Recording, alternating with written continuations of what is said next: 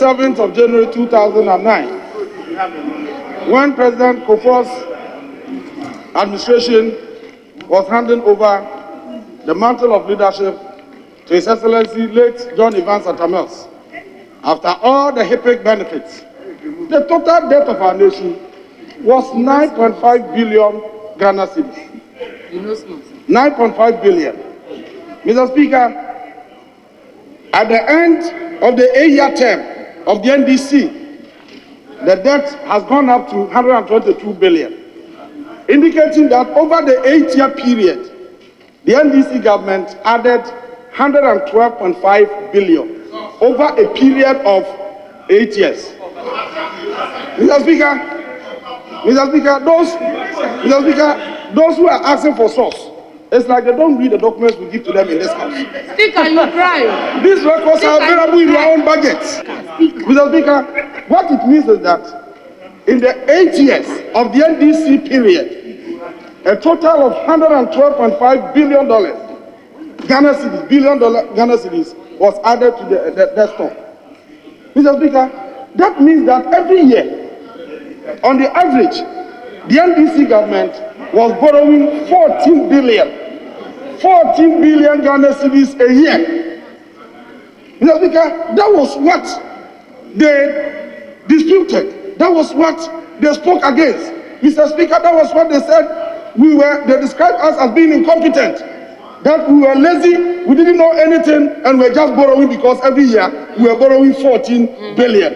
And at the end of 8 years, we had increased our debt stock by 112.5 billion.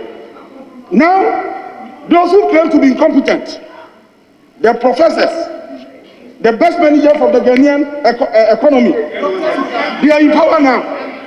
Mr. Speaker, over 4 years, they have borrowed 178 billion, which has never happened in the history of this country before. Mr. Speaker, what it means is that every year, they are borrowing 44.5 billion a year. 44.5 billion a year. Mr. Speaker, this has never happened in the history of this country. And we are only talking about a period from 2017 to 2020. We haven't even talked about 2021. And Ghana's debt is now hovering around 300 billion. Mr. Speaker, now they are talking about America. They have borrowed so much. Even Japan, their debt to GDP is in excess of 200%. 200. But Mr. Speaker, Ghana goes to Japan for loans to come and fix our roads.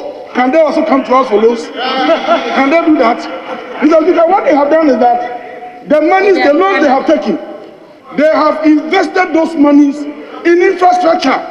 So when you go to Japan, even though their debt to GDP is very high, they have a solid infrastructure base.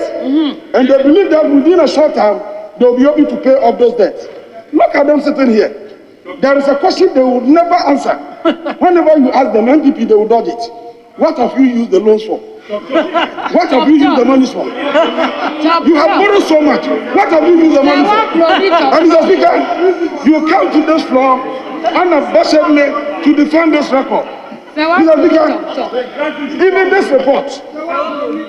Speaker, even this report, I believe that is insufficient.